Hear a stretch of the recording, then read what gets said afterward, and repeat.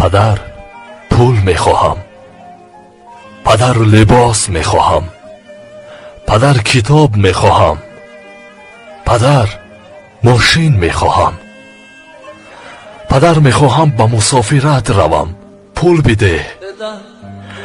پدر پول برای دانشگاه، پدر پدر پدر. ولی یک مرتبه هم نگفتیم که پدر همین که هستی برایم کافی است، بودنت برایم یک دنیاست.